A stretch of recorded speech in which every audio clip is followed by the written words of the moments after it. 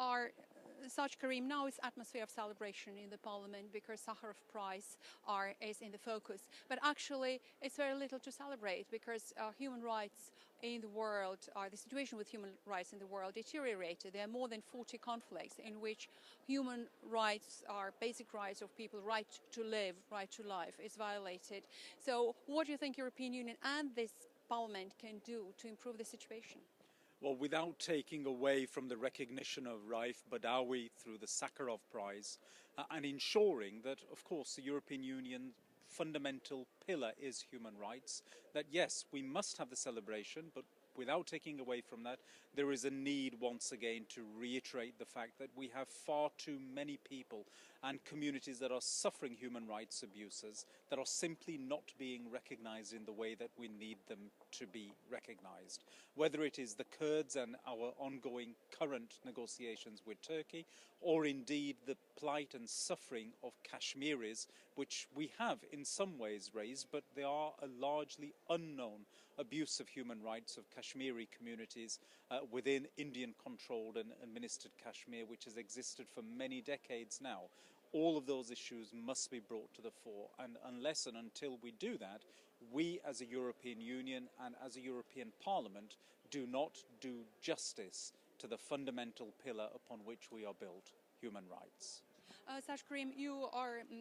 touched the issue of Kurds. How do you explain the fact that in spite of this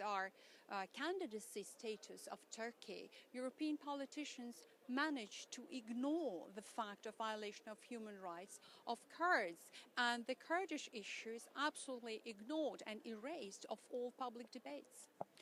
This is geopolitics, and the current state of security is such within Europe that we are trying to find an answer, particularly to the huge migration issues that are emerging and the huge issue of refugees. And therefore, it seems that in the European Union are quite happy, in order to deal with these most pressing issues, to put the issue of human rights to one side. But it is very clear when one examines conflicts of this sort that when you try and ignore human rights issues, for instance in relation to the Kurds in this particular issue, then you will eventually arrive at a situation where you have not found a solution to the problem you were seeking to address, because you have not dealt with the core fundamental issues. And I have seen this in Kashmir before, and I suspect that we're going to see the same thing happening for the Kurds here today.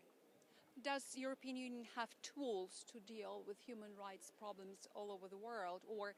is it a special facility in foreign policy of the European Union to deal with this problem?